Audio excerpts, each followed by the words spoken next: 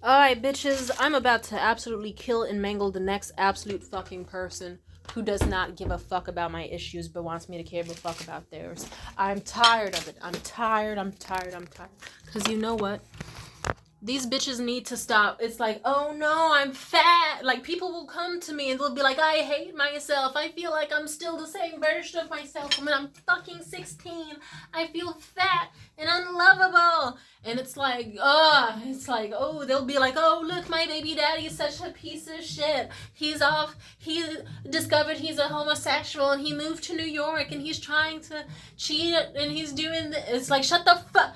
Oh, it's like I care about other people's issues, but when are people gonna care about my issues? And funny enough, that's actually why I'm so candid online. Because I just kind of got to this point where it's like, divinely, nothing's gonna affect me. You get to this nihilistic point where it's like, nothing's gonna fucking affect you. You could tell people about what the fuck you've been through, and if your life's gonna be the not just still the fucking same after, what does it fucking matter? Because it's like, let's go down the list of people.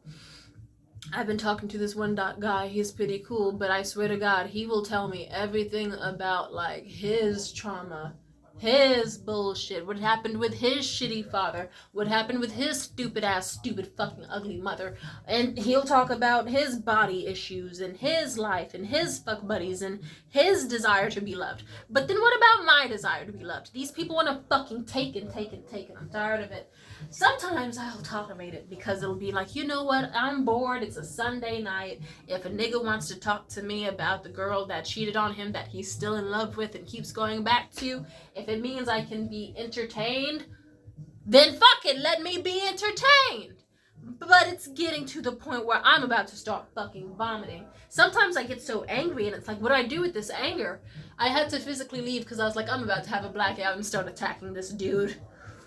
Sometimes I get so angry that it's like I want to self-destruct. I want to shove my fucking sharp fingernails down my throat and just force myself to vomit so that I can feel some sort of pain physically in my body and some other full body sensation that is not just stress and rage and mental turmoil up in here.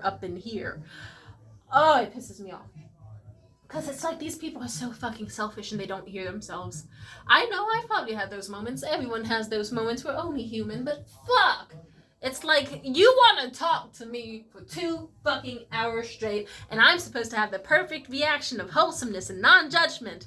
But, oh, I can tell you all about the shit my fucking evil ex put me through, and I can make it brief and succinct, and you can't even, like, hesitate. You roll your fucking eyes, you wait your turn to talk, you look at your fucking text to see if the bitch texts you back. I had to physically walk out and leave because I thought to myself, I feel like getting violent. I feel like biting flesh. I feel like punching motherfuckers, and I can't have that. It's like, one would think it would be such a blessing to be the person that everybody listens to, right? It's not. It really ain't. Because it's like, how do I put this? I think that's actually the core of why I started making YouTube videos about shit other people have been through. That's actually my long-term plan. I have a lot of stories I could tell you. Fuck it. While I'm here, let's rattle some off, because it's not like anyone gives a fuck anyway. Do you know how many times people have told me about their fucked up atrocities that they've done to others? That date I was on recently, he told me on the first fucking date that he stole $10,000 from a fucking business just because he felt like it and just because he knew he could get away with it. Morgan told me plenty of atrocious shit about what he's done to women and all sorts of evil deeds. He told me all about, like, oh yeah, I cheated on my ex and her mom had cancer. And honestly, I think that I am the root of her mother dying, accelerating from cancer and dying even faster, because I knew it was wrong and I stressed out her mother so bad and the daughter that it just accelerated the cancer's, like, growth, and it fucked her up and she died. And then he just told me, yeah, even as she was grieving her mother's fucking death, like, I still was pressuring her to have sex with me, and I didn't feel bad about it until she broke up with me. And he told me how he still hates her to this day because she dared to leave him for being a fucking evil asshole. I remember on my second date with my fucked up evil ex-boyfriend Jared, he told me about how he fucking strangled a chick. But to be fair, the whole story is one that I still semi-sympathize with, because the context was, he was driving I mean, no, he was in the backseat of a car. He was like, I think 18 or something at the point. His stepmother was driving the car. The stepsister that wanted to fuck him, not like that's what they did, was in the front seat, and the stepsister who was the most crazy was having a breakdown in the back seat. And he was also in the back seat. And then next thing you know, the stepsister in the backseat was going crazy, punching the fuck out of the stepmother, trying to strangle her from the backseat. The car was swerving. It was a rainy night. They were hydroplaning like crazy. So he did what he thought was right. He tried to restrain her, but he also hated that bitch. So then he accidentally just kind of started blacking out and tried to choke that bitch seemingly to death. And then the cops got called, but he got away with it. And now the family members don't come for the holidays anymore. And the stepmother hates him. Despite how technically he did sort of like, it's like it was almost the right thing to do. And he told me that just on the second date. And it was one of those, it's like, I don't know, people tell me weird shit sometimes. I remember once on a first date when I was 18, this dude told me about, like this 24-year-old dude, his name was Ramon, he's fucking disgusting. He goes to San Francisco State University. I don't care about his anonymity. He's a terrible person and a rapist. He didn't rape me, he raped a friend of mine at the time. But before then, me and him went on a date where he got a little tipsy off of fucking gin and cranberry juice and told me, oh yeah, I met this chick at a park. And no, he told me, sorry, we were at a park, that's me. What he told me, sorry, I'm a little manic right now. He told me himself that he had the opportunity to rape this drunk girl that was at his apartment, but that he chose to do the right thing and chose to like call the girl's mom to pick her up, and nothing happened. But he still wonders deep down if he's a good person or not. Now, mind you, what the fuck is what the fuck is a freshly 18-year-old teenage girl supposed to tell you, a 25-year-old man? When you tell me some shit like that in the middle of a park on a rainy fucking day and we're both alone and you're drunk, how the fuck am I supposed to respond to that? I'm autistic. To this day, I don't know how he respected me. Do you want, like, hell, that guy I made the video about, my most viral video, the guy where he wanted me to call him puppy and got his braces stuck in my pussy hairs, that guy, he also told me, funny enough, after sex, we were pillow talking and he just decided, Tamia, you're pretty cool. I'm going to tell you about how I got molested by my neighbor. And it was a heartbreaking fucking tale, and I cried and shit. But I guess it worked out, because then he told me afterwards, like, he was like, hey, I got home, and I thank you for letting me talk to you about that. I really appreciated it, because I went home, and I, told my dad. And then he told his dad, and his dad opened up about similar happening to him, and they both cried about it and bonded and were closer than ever. So I think sometimes at my core, I let people vent, because it's like, if I can make a positive difference in someone's life, and if I'm someone who just has to go around holding people's secrets and being a non-judgmental ear, if it ends up having them have a better time in life, I will do it. But sometimes it just eats away at me. It's like, so I have to be your keeper, and you can't be mine. Like, with one of my friends, it's like, sometimes that's okay, because he'll give me a glass of wine. Or, like, once he was an alibi, but that's a long story in itself. It's just like, do you know how heavy it weighs on someone? To just be the object of, oh, I'm supposed to care about you without any judgment, without any cruelty, and I'm supposed to just be like your thing.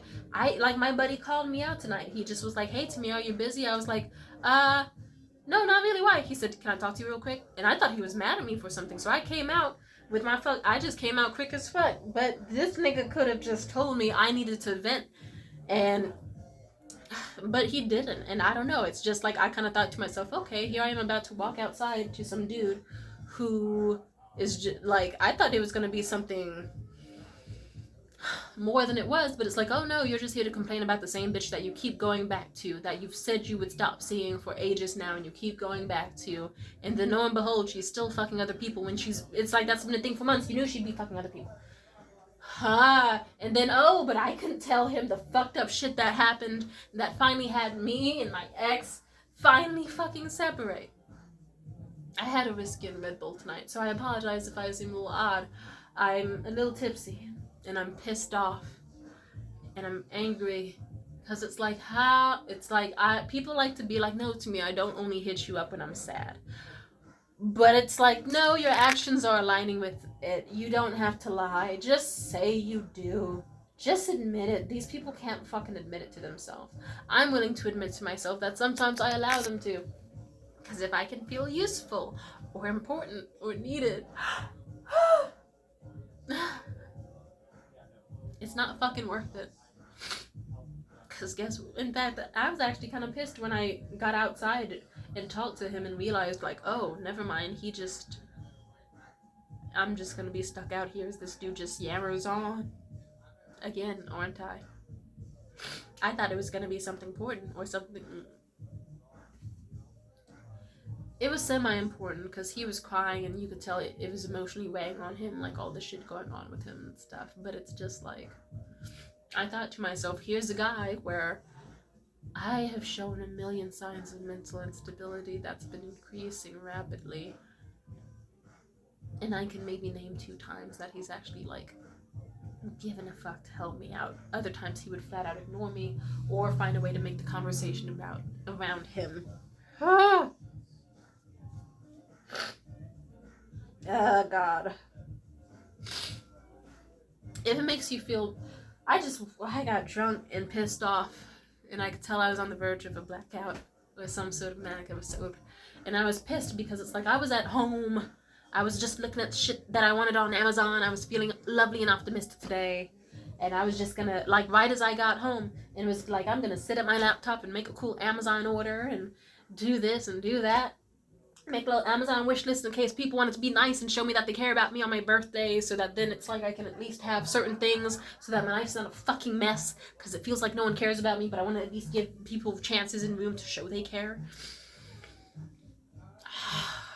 And it just pisses me off that it's like, oh, I was having such a good day and I sacrificed that for a man. I'm also a little extra pissed because I'm a germaphobe and this man just casually, like, fucking farted in the conversation. He was honest enough to say that he farted, but it's still like, I think he did several times, and it's like, buh, I am a germaphobe! If you cared about me, you'd know that. And it's like, yay, I'm out here talking to some dude who doesn't give a shit about what I'm going through. He just straight up just didn't ask how I was doing, didn't ask if I was emotionally capable of handling whatever he could fucking tell me, just straight up like, hey, guess what? Here's more shit about me and this bitch that I said I stopped fucking with, like, ages ago, who I secretly still see every few days. And I'm just repeating myself and being accepted for this thing that he's still not gonna fucking do. I tell him what to do, and he goes, that's amazing and sounds smart, and then he still doesn't fucking do it. Or he just ignores amazing points that I make. It's just like, I'm wasting my own fucking time on someone who doesn't care for me. So I'm glad I walked away a second ago. I just straight up, it's just like, sorry, like, let's just say conversation took a point and turn where my buddy was like, I was trying to drive home the point that sometimes maybe you meet people just to, like, get good lessons and bad lessons out of it, and sometimes you do have to hit rock bottom so that you know truly when it's time to leave. And it's kind of ironic that tonight showed me that maybe it is time to end that friendship with him, because this is not the first time he's done this, but this is one of the most severe and most noteworthy. I totally missed where I was trying to spit. It's okay. Ew. It's been, there's worse things that have been on the floor of this bedroom. I have sex, for God's sake. But as I was saying, I used what happened with me and my ex as a metaphor, but I also made sure I was telling him what happened with me and my ex. I didn't spare any detail. And he just gave me such, like, a cold and uncaring look and kept checking his phone and doing this and doing that just showed me, like, he doesn't give a fuck. And if he does, he's certainly not showing it. And, like, because, it's like, this nigga told me that he got cheated on, and I responded with, like, more fucking emotion than this man responded to the absolute atrocities I just told him about tonight. He didn't show any fucking emotion, any fucking care. He actually showed a little bit of smirking as if some sort of mockery or something funny happened. I couldn't fucking stand that. And that made me go, you know what, I can't sit here. And then, you know what happened? Funny enough, I tied it all together with the original point I was making about, hey, maybe, like, you just finally, so that's how I hit rock bottom with Jared. You just need to hit your own rock bottom with this girl to move on. And then he instantly didn't address anything I said. He just started yammering on about his own point. And that's when I was like, I'm too drunk and angry to have this conversation. I'm about to black out hard. I left that conversation crying. I guess the irony is maybe this needed to be our rock bottom so that I could remind myself I deserve friends who treat me way better than this. I deserve love and reciprocation, not just to be used as a therapist, because no offense, if I want to be someone's therapist, at least buy me fucking food and be honest. Don't pretend you're my fucking friend. Bye.